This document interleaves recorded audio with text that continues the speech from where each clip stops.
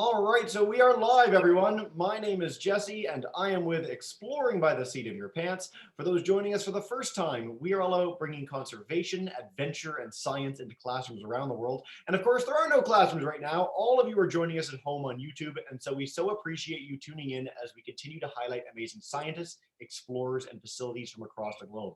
Today, we continue our awesome series with the Toronto Zoo. Every Tuesday and Thursday at 11 a.m. Eastern, we have been doing stories for the last few weeks highlighting amazing pavilions and animals from across the zoo. It's all part of their effort to do tons of resources and activities for you guys stuck at home.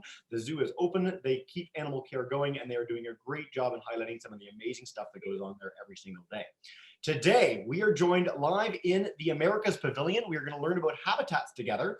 And a few quick notes for anyone tuning in who's joined us for zoo sessions in the past. We are on the Slido app again, so you can type questions in the chat bar on YouTube. Just let me know where you're joining from. And you can also join on Slido. If you use the event code HABITAT, you can type in questions there. We'll be doing some interactive polling and games as well. But without further ado, we are joined live by Sean at the Toronto Zoo in the Americas Pavilion. Thank you so much for joining us today, and take it away. Oh, thanks, Jesse. Welcome everybody to the Toronto Zoo again. It's nice that you can join us here. Just to let everybody know, even though the zoo's closed, we're still taking care of all of our animals. In fact, I have my gloves on still because of I was just taking care of some animals recently. I'll be going back to that after I get the chance to talk to you guys. Before we go in and actually check out any of the animals and the different things inside this building, though, we want to put up our riddle for the day. So here it is. I'll read it out to you. When I hunt in the sea, I have a device that helps me. These built-in goggles help me view the prey that I'm about to chew. So that's your riddle for the day. And just to let you know that this is not the name of an animal. Keep that in mind. So any of the animals that you see today, that's not the answer. It's going to be something that has to do with the animal. Most of the time, it's an adaptation. So we'll show you this again at the end. But otherwise, why don't you come with me? We're going to go into the Americas Pavilion and learn all about habitats. So come on in.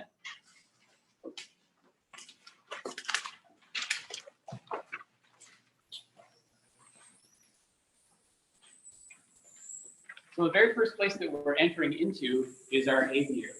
Now, the Americas, both North and South America, are really unique in the world because they stretch all the way from the Arctic, almost all the way down to the Antarctic, the very southern tip of the whole entire world. And they cover land all the way up and down. That means that there's a really large variety of different habitats that can be found in the Americas. Basically, what happens is the closer you get to the middle, to the equator, the more variety of animals and plant life that you'll find. So there's a lot of it. And then the further away from the equator you go towards the North and South Pole, the less animals and the less plant life that you'll find. So we have the whole variety in between. Where we are right now is a habitat that's similar to a jungle. If you look around, you can see there's a lot of plants. And all the plants are growing basically on top of each other. They're really closely packed together. So much so that some of the plants in this room don't even grow on the ground. They grow on the sides of other things like trees. The reason that this is like this is because all of these plants are fighting to try and get the sunlight that comes from above. All the trees that grow in the jungles are really tall and they block out the light. They take up all the light. And so all the plants that are underneath them have to really fight for the light. The adaptation that plants in the jungle have for doing that is if you look, they are really, really big, broad leaves. If you look around, you can see a lot of the leaves in here are really wide. And then a lot of the leaves are also really dark green. And both of those adaptations help them gather up what little light actually makes it all the way down to the bottom of the jungle. Now, because all the plants are really packed tightly on top of each other like this, and it gets even tighter in the actual jungle down in the tropics, animals like these birds, scarlet ibis, have an adaptation that helps them to be able to move around among all of these tight trees and plants. And that's that they have really short, broad wings. A really short, broad wing can actually turn really quickly. So that allows them to get in and out of all the trees. So most of the time when you see birds that are in jungles, they have very short, broad wings. If you go out onto the ocean and see an albatross, they have very long, thin wings. And that's for soaring, not really for turning. It's all about just staying afloat and going forward. So that's one adaptation that you'll see that the birds in here will have. Next time you come in, your job is to try and find all the different birds that might be in this aviary. Now, the other thing that animals that live in jungles is an adaptation for living in such tight spaces is a lot of the animals that live in jungles are very small. And we're going to see some examples of that. Some of the smallest birds in the entire world, hummingbirds, are found in jungles because we want to be small to be able to get into all those areas. But it's not just the birds that are small. If you come with me, I'll show you some of the smaller animals that also live. That's an arachnids. That's a little tiny toucan.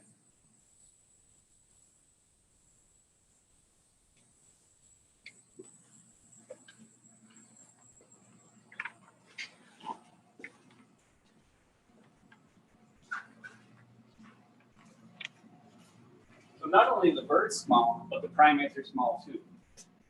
Look carefully in here. Might be sleeping. Oh, there they are. These are marmosets. These are the smallest monkeys on the whole planet. These are pygmy marmosets, actually. And that's exactly the same adaptation that the birds have. By being very, very small, you can fit into all those little tiny spaces in the jungle. Oh, they're curious about us. That's really cool. And the other advantage they have is being so small and lightweight like this, they can reach out and get the food off the tiny, tiny little branches. So they have the ability to reach the fruits that grow way out on the edge of the branches as well. Something that you might see that's common between our primates like the marmosets and the animals like the birds that are in the aviary is that they all live up off the ground. That's important in jungles because there's not going to be a lot of things you can find down on the ground in the jungle. There's not a lot of food, and there's also predators like a jaguar that lives down at the bottom of the jungle. If you come back to the zoo when the zoo does open again, we do have jaguar. You can go and see them in our Americas as well. We do have other tiny little primates over here that are just as cute. These are golden lion tamarins. Something you might be noticing that's common among the animals in the jungle is they're very brightly colored. So we have these golden tamarins, we have the scarlet ibis, the arachnids had a lot of color to them as well. And that's important because it's so dark in the bottom of the jungle that it's hard to see each other. And if you want to be able to find each other, you kind of have to be pretty colorful. Now there's one animal over here that's not so small, but he's still really neat. Way in the back, having to sleep inside a box there, you can see our two-toed sloth. So sloths are really cool. Again, they live their entire lives up in the trees, but they've, instead of sitting on top of the branches, have decided that they'll hang from underneath the branches. Their entire physiology, so all of their body is designed to be able to hang upside down all the time. If you tried to do that, all the blood would rush into your head and you'd pass out. So I don't recommend you try for very long, but you can hang upside down and see what it's like to be a sloth if you want to. So that's what it's like to live in the jungle. We still have a large variety of different habitats that you can find throughout the Americas. So let's move on and see if we can find more. Jesse, I'm going to throw it back to you because we're going to go through a dark tunnel right now and we'll come out the other side. Thanks so much. Yeah, so while we're going through the bunker in the Americas Pavilion, I'll just highlight again that the zoo has a ton of online resources. So I'm going to put these in the YouTube chat bar as well. You can also check out Exploring by the Seat of Your Pants' YouTube channel. We've highlighted giraffes, tigers, the tundra trek area, Komodo dragons, tree kangaroos, and more. Some really, really fantastic wildlife over the last couple weeks. So I encourage you to check that out.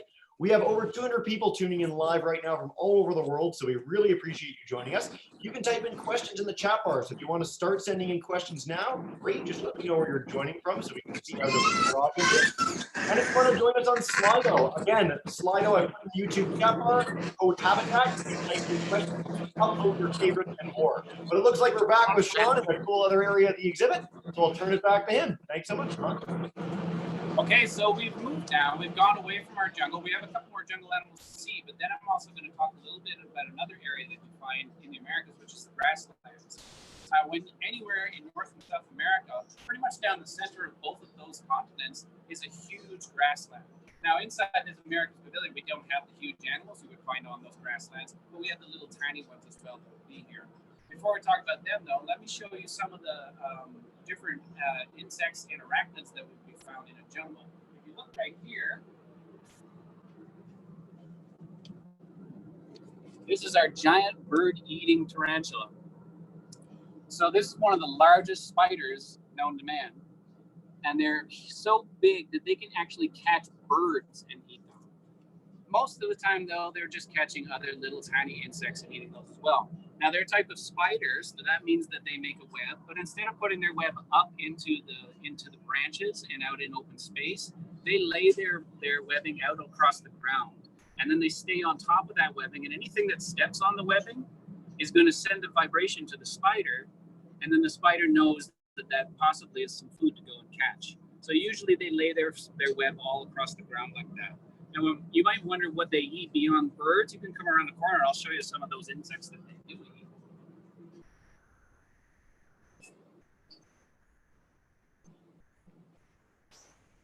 You might recognize these. These are a type of grasshopper called a lover. There's little babies in the front, and then there's the large adults in the back there.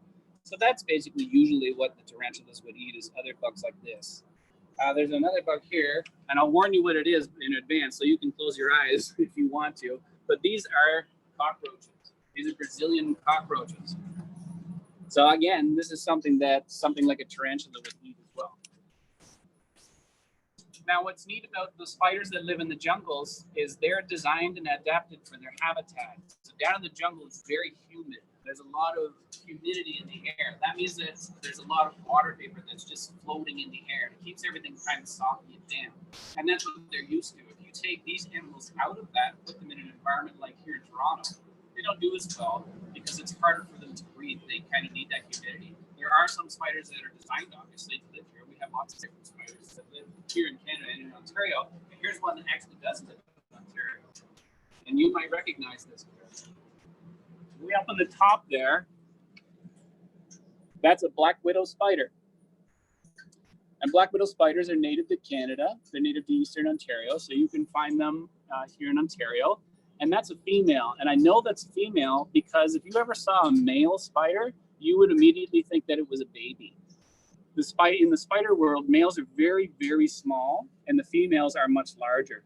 So if you ever see a spider out in the wild, it's more often than not, you're probably looking at a female.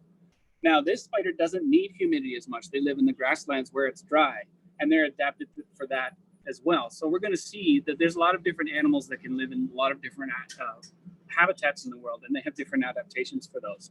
The thing you'll notice is that she doesn't spread her webbing across the ground. She puts it out into the air so she can catch anything that happens to fly by. So she's after those bugs like flies, for instance.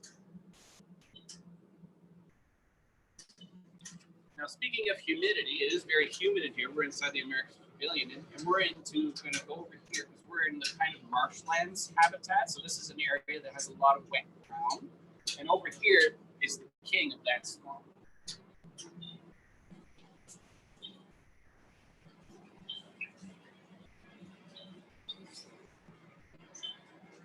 Over in the back there, you can see those are our American alligators. So American alligators are the largest predator that you're going to find in swamps and marshes, and they're native to North America and Central America. And what's neat about them, and you'll see with all the different reptile species that we see today, is that they're okay being in the water. Being in the water doesn't bother them, and that's because their skin is waterproof.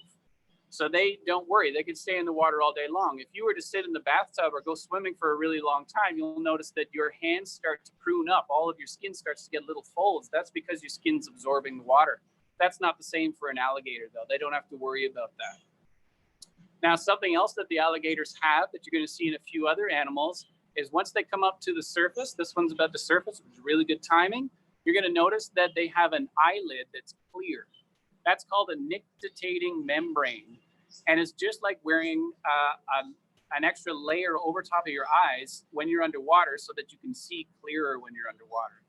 If they actually rise up above the water, if you look really closely, and if we can see it, you can actually see the nictitating membrane move away. It goes sideways, not up and down. It'll move sideways out of the way so that they can see when they come back up.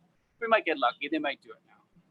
But don't worry, we'll see other animals as well that have the same feature. So these are two adaptations for living in the swamps, for living in that place where there's always wet ground. There's another animal over here that also lives in the same swamp.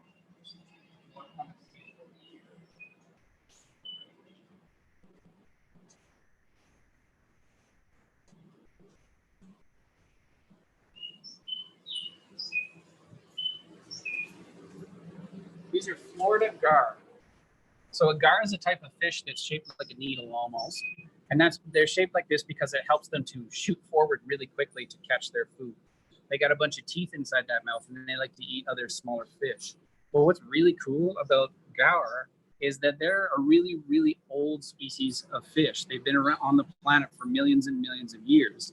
And what's neat about them is it's believed that when fish started to come out of the oceans and start to move onto the land and become amphibians, well, one of the things that helped them do that is the ability to move their fins. Most fish move their fins together, but gaur don't. They move their fins like they're walking.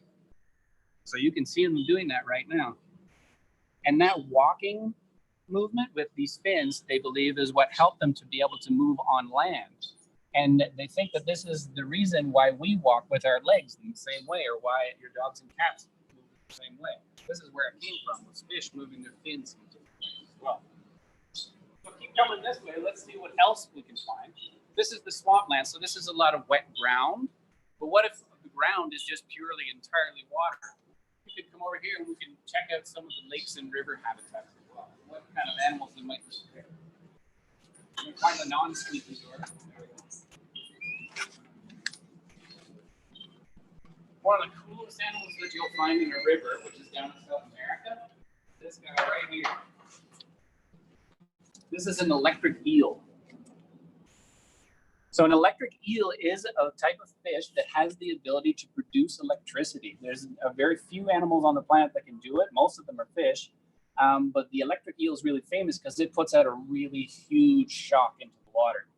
So they're hiding right now. But what's neat about them is that only the top front of their body, from their gills forward to their nose, so just about this much of their body is all of their organs. That's pretty much everything inside the fish. All of their tail, the big long piece of their tail, that is all designed just to make electricity. And it's not that they have a battery inside them. What they have is different types of muscles. And those muscles are specially designed that when they flex, it makes electricity. And when they relax, it doesn't make as much electricity. So the electric eel can control how much electricity goes into the water. There it goes there. And usually they're only putting out a little bit of electricity. And that just lets them feel the environment around them. They use electricity to feel. And when they're not doing that, if they actually find something they want to eat, that's when they can let go a whole bunch of electricity all at once. And it actually knocks out their food so they can just easily come along and eat it, coming across the bottom.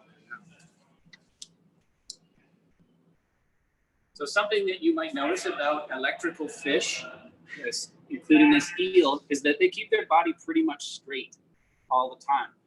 The reason they do that is because to make the electricity field go out from them so they can sense their environment, they have to have a pretty flat body, straight body to do that so they can sense it. If they bend their body, they distort the electrical field and can't really feel what they're feeling in what it's supposed to be. So to help them stay straight, you can see that they have that fin that wriggles like this. So if they do it in one direction, it lets them go forward, but they can reverse it and that makes them go backward. That way they don't have to turn all the time to move. They can just go backwards and forwards by moving their fin. So that's something that you're going to find in South American rivers. If you want to see something that you're going to find in the North American river, we're going to come over here and check out our river otter.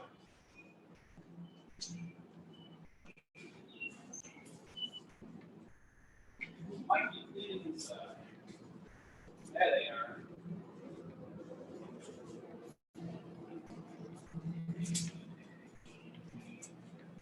These are river otter. This is another animal that you'll find in rivers, except these guys you'll find mostly in North America, not so much in South America.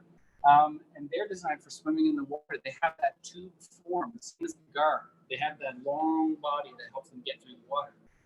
The neat about them is that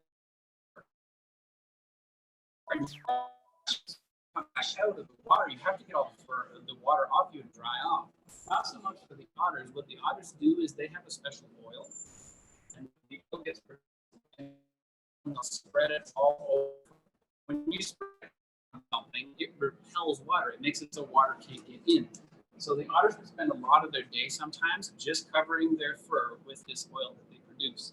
And that makes them waterproof to a degree when they go underwater. You can see this if you ever come to the zoo and watch them and they dive under the water. You'll see a bunch of bubbles come off of them.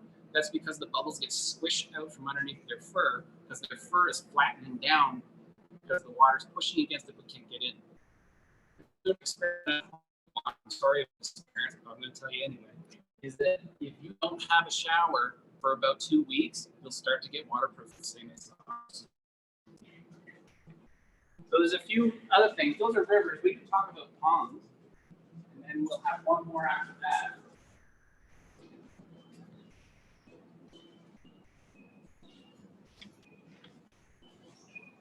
So rivers are water that moves, and those animals are designed for living in water that moves all the time. But there's animals that are designed for living in ponds or a lake, and that's water that stays still most of the time. We can probably see that here. We have different types of fish swimming around. There's a bass, there's a trout. And you might notice something different about the fish that live in the water that stay still. They're not that really long shape. Trout are, but if you look at the different bass species, they're a really round pancake shape almost. And that's because they don't have to worry about trying to fight against water rushing past them. They can stay perfectly still. And that what they do is they stay still on purpose. They're very camouflaged, and they wait for their food to come by them. And then all of a sudden they'll go really quickly to catch it. So if you remember from the carnivore digestion video, this is a type of ambush predator. That wide body works the same way that the broad wings work for the birds. It lets them turn really quickly to move really quickly that way.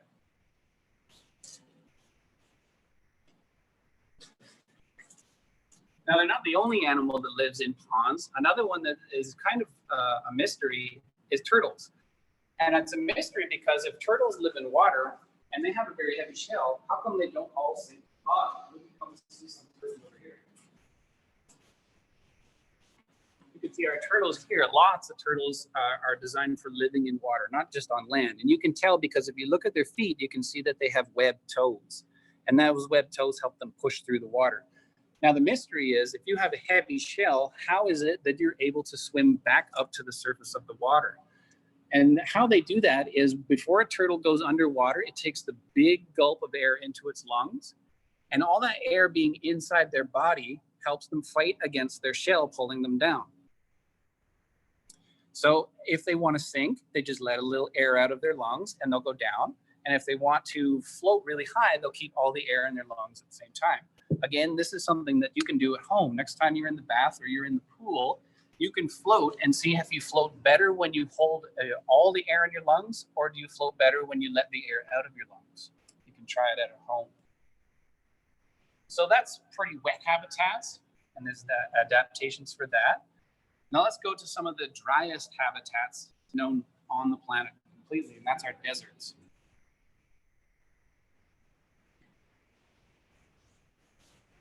So deserts are probably some of the hardest places to live in the world. There's not a lot of food, and there's not a lot of water either. They're called arid deserts because there's hardly any water at any point in time. There's some deserts in the Americas where it hasn't rained for several years at all, no water whatsoever. So the animals that live there have adapted to be able to find water in unique ways.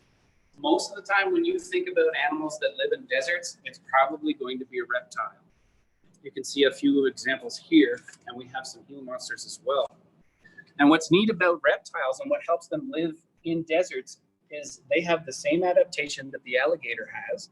The alligator's skin is waterproof, which means it doesn't let water in. These guys have the same kind of skin. It's waterproof, but that means that the water can't get out either. So anytime that they have water go into their system, it stays inside them. They get most of their water from eating the plants and animals that they might find. So they just absorb whatever water was in the plants or animals. They don't have to go and drink. The other thing that they're adapted to do is it's very hot during the day in the desert. So during the day, most of the time, all the animals that live in the desert are some kind of burrowing animal, which means they're designed for digging down into the ground. And that includes the lizards. And they'll dig down into the ground during the hottest parts of the day to stay out of the direct sun because the direct sun could burn them. So those are the two adaptations that they use for the desert as well. So most of the time in desert areas, you're going to find a lot of reptiles and a lot of insects as well. So that's all the different kind of habitats that you would find here in the Americas Pavilion. A high variety of habitats, a high variety of different animals living in those habitats and a really high variety of different ways of adapting to those habitats. And that's what makes the Americas really cool, is you can see so much and so many different things all in one area. So what we'll do is we'll go over to our otters and see if they're going to play for us, and then we can take some questions from you, Jesse. Fantastic. Just a quick note on otters is that we did have the worst connection there, so I will let you guys know if we can still hear you and we're all good. You guys can try that either way. But yes, for everyone tuning in at home, we've got over 225 of you watching in. You can type in questions in the chat bar. We really appreciate that. And for those on Slido, I'll be launching the quiz in just a few seconds, so get ready for that. And we'll take as many questions as we can. So let me launch that quiz and get us underway. Let's start. There's our quiz one more time for everyone. Oh, yes, our riddle. Sorry. So there's a riddle. We did have a few answers. So we had a bunch of people get it wrong. But Harriet, who actually got one of her other riddles right last week, she nailed it. Nictitating membrane is our answer. Genevieve and Juliet, also in Oshawa, got that as well. So congratulations to you three for nailing our riddle today. All right, our first question, our most popular question on Slido. What do the small monkeys eat? The small monkeys that we saw, the marmosets, are what we call frugivore. So they're a kind of herbivore, so they don't really eat a lot of the plants, like the leaves, for instance. They'll eat the leaves, but they actually prefer to eat the fruit. So that's what frugivore means. They're a fruit eater. So what those monkeys will do is they'll spend most of their time moving through the canopy of the jungle, looking for anything that looks colorful. And it's the same for us. As soon as you see that nice, brightly colored piece of fruit, you know it's ripe and you know it's good to eat. So they'll hunt through there looking for the best fruits and seeds. And sometimes they'll even drink nectar from flowers. Very cool. All right. Juliet, one of our riddle winners, wanted to know, why do the tarantulas have fur? The tarantulas don't actually have fur. That's hair. And that hair is a protection. So what happens with those hairs is if you were to try and touch the tarantula, those hairs will get stuck in your skin and they're very irritating. They're very itchy. And there's some tarantulas out there that can actually, if they're threatened, can shake their body and make the hairs fly up into the air. And then you'll breathe them in. And you can imagine having all those itchy hairs stuck in your nose. So that's a defense to help protect them against anything that might want to try and bite them. Very cool. All right. Another question on our electric eels. Are they born with the electricity inside them or the potential to give an electric jolt? So would they be able to shock themselves? Is that what you mean? Or shock things as a baby when they're born? Are they able to shock things immediately, or do they have to develop that? Yeah. Yeah. Well, when they're born, they're really tiny, and so that means they can only really output a little tiny bit of electricity. And the bigger they get until they get to be an adult. So the bigger the muscles that make the electricity, the more electricity they'd be able to make. And then I will answer also, can they shock themselves? A lot of people wonder that as well. And you have to think that the eel is producing electricity and the electricity is going out away from the eel. So they're in the center where they're the safest of the electrical field. Very neat. Thank you so much, Sean. All right, a question we haven't gotten any of our zoo sessions so far. Do you notice the animals acting differently without the constant stream of visitors coming in? Has there been anything on I that? will say that, yes, we actually are seeing the animals act differently. And what's different and what's weird for them is they're so used to seeing the public that loves them and coming to see them all the time that every time someone like myself, Mary Ellen, walks by any of the exhibits, all the animals will come up and look because they think, okay, if we see two people, then there must be more people coming behind them, and they get very excited. So I will tell the whole world, our animals miss you. They really miss you. Well, obviously, we have a ton of people from Ontario today. When the zoo opens up its doors to visitors again, do check it out. It's a world-class facility. I've been going since a small child myself, and it's an amazing place. We hope you've been joining us over the last few weeks to highlight some of our amazing animals. All right, Juliet wants to know, why do marmosets have two different colors on their tail? So the same with having those bright colors, so you can be able to see each other. Another version, instead of having bright colors, is you can have contrasting colors. You know this most popularly if you look at a skunk. You can see a skunk in the dark because you can see white versus black. So that's a contrasting color. And that's a signal to say, stay away from me. So those marmosets will have bands on their body or the contrasting colors, and they'll use them to signal each other in the darkness. Very neat. Thanks, Sean. All right, Athena and Zoe, who have been joining us all the time in the last few weeks, so welcome back, girls. They want to know, how do you catch the bird-eating tarantulas without getting hurt? Aren't they dangerous? We don't actually try to catch them at any point in time. If they're going to be fed, so we'll put food in, we'll use tongs. to put the food in there. If we ever wanted to get an animal like a tarantula out of its enclosure to do something with it, say we had to use, the veterinarians had to come and do some care for them, what we'll do is we'll put something inside their enclosure that they can crawl into. And once they crawl into it, then we can put the lid on and just keep them in there until the veterinarians are all done. Fantastic. Quick note on tarantulas, just for people at home. Are tarantulas dangerous? I mean, if they bit you, would you die, or how would that, what would happen? Every tarantula species is different. Most of the time when you see an animal that's really, really big, that their venom is not as potent as something that's smaller. And that's because if you're a big animal, you can usually overpower your smaller prey. But if you're a smaller animal and you're trying to eat something that's bigger than you, you have to have more powerful venom. With tarantulas, it's the same with most spiders. The people that have to worry the most would be young children or someone who's already sick. But usually if you get stung by them, it hurts a lot. And you would definitely have to go to the hospital, but you usually would totally survive. And you'd learn a lesson. Yeah, yes, you would. By the way, since we're at otters, I want to stress, are we encouraging people not to shower for 2 weeks to become waterproof? Because it's a pretty cool talent. Only if you want to experiment. All right. Peyton wants to know, how long can alligators stay out of the water? Alligators can stay out of the water in the same manner as we can. They breathe air. They don't need to be underwater. They're reptiles, so they breathe air, but they can stay underwater for a really, really long time.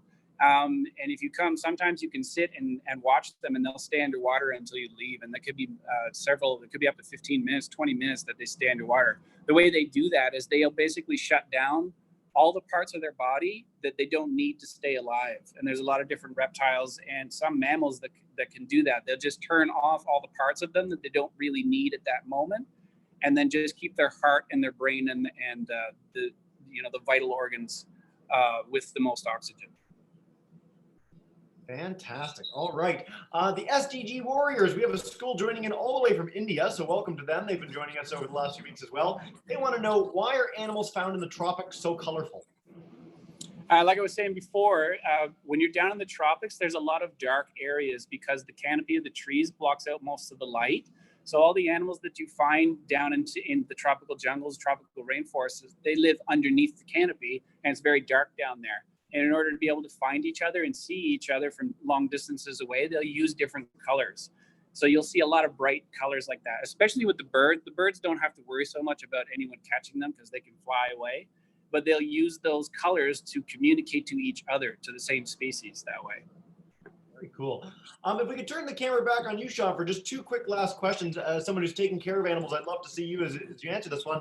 We've been having a lot of questions today on how we feed the animals. How do you go about feeding animals in general across the zoo? How many people are involved, and do they take food at different times? Where do you get the food? As much as you can tell us about food. Sure. So here at the Toronto Zoo, we have a full nutrition staff. And their job every single day is to prepare all the diets for all of the animals, all 5,000 animals in the zoo. So they're here usually by 6 o'clock in the morning, already starting to prepare all the food for us, so that when someone like myself shows up to go and feed the animals, the food is already prepared and ready to go. We go through roughly $1 million worth of food just for the animals in a year.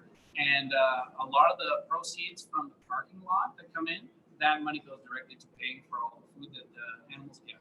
So the quality of food that we usually feed to the animals is the same quality of food that you and I eat. So we get a lot of our food is human grade food. It's high grade food.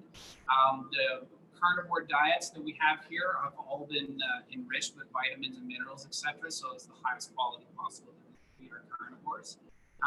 And every single animal gets their diet prepared for them by these nutritionists who know the exact amount of nutrition that's supposed to go into each of the diets for each of the animals. So on the other side of that, keepers are measuring how much food each animal gets. Sometimes they're weighing their animals.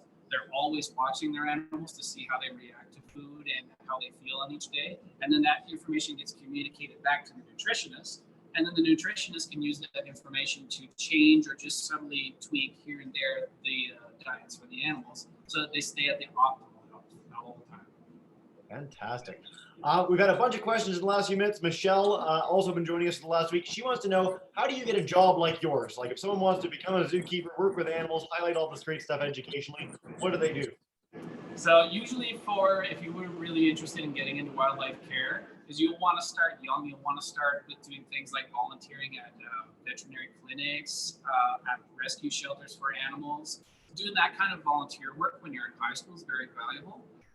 And then if you do move on to post-secondary education, you'll probably tend to want to go into the zoology, biology aspect of things. That's very helpful. And other things that you can do is farm work. If you work with horses, if you work with dogs and cats, if you work with cattle, any of those kind of things, those kind of skills are really valuable if you would want to become a keeper in the future.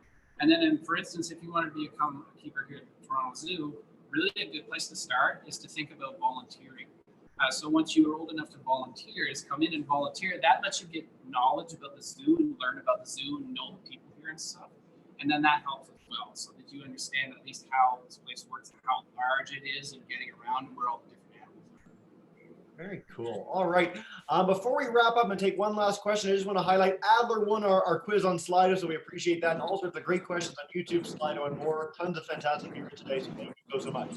So Sean, when people leave this session, other than watch all our past sessions with you guys at the zoo on Exploring by the Seat of Your Pants, where can we guide them to learn more about what you guys are doing and some great educational resources on animals? Sure. So everything that we've done so far and all the ones that we're going to do into the future can all be found if you go to torontozoo.com.